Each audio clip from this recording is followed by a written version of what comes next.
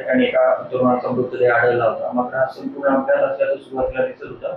मात्र ती हत्या असल्याचं आपल्या तपासात उघड झालंय. नेमके संपूर्ण प्रकरण काय आहे? दिनांक 31/5/2026 रोजी लिंबगणेश परिसरामध्ये एक व्यक्ती मृत अवस्थेत आढळून आला होता. प्रथमतः हा अपघात असल्याचा भास निर्माण करण्यात आला होता, परंतु त्या ठिकाणी पोलीस गेल्यानंतर तेथील परिस्थिती, तांत्रिक पुरावे, साक्षीदारांकडे केलेली चौकशी आणि वैज्ञानिक तपास याद्वारे सखोल तपास केला असता सदरचा प्रकार हा अपघात नसून खून असल्याचे पोलीस तपासात निष्पन्न झाले. त्याप्रमाणे घटनेचे गांभीर्य लक्षात घेऊन पोलिसांनी तात्काळ त्यात खुनाचा गुन्हा दाखल केला आणि तपासाची चक्रे फिरवली. त्यामध्ये 2 संशयित आरोपी पोलिसांना निष्पन्न झाले. त्यांचा शोध घेत असताना पोलिसांनी त्या 2 संशयित आरोपितांना पनवेल येथे सापळा रचून ताब्यात घेतले. त्यांना अटक करण्यात आली. त्यांची पोलीस कोठडी घेण्यात आली.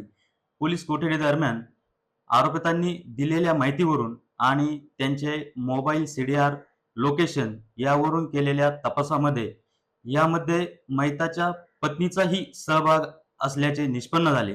तसेच सदरचा प्रकार हा मुख्य आरोपी व मैताची पत्नी यांचे 4 महिन्यापासून प्रेम संबंध होते, त्यातूनच घडलेला असल्याचे निदर्शनास आले. सध्या 3ही आरोपी पोलीस कोठडीमध्ये आहेत. न्यायालयाच्या अनुषंगाने भक्कम पुरावे संकलित करण्याचे काम चालू आहे.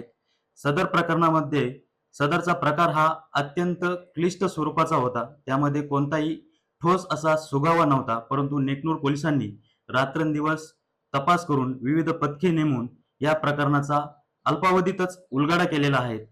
आरोपितांना न्यायालयाच्या कचाट्यात आणण्यासाठी नेकनूर पोलीस स्टेशन कटिबद्ध आहेत. जय हिंद.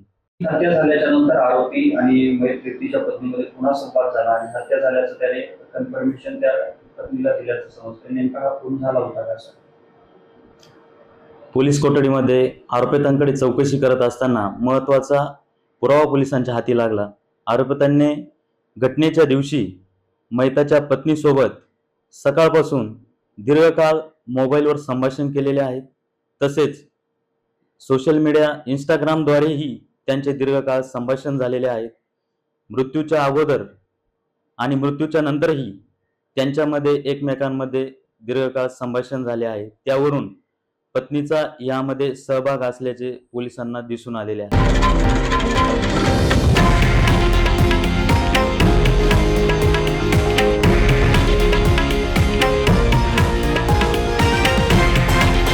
हे आहे देशातील नंबर 1 न्यूज नेटवर्क आणि आपण पाहत आहात TV9 मराठी, एकमेव.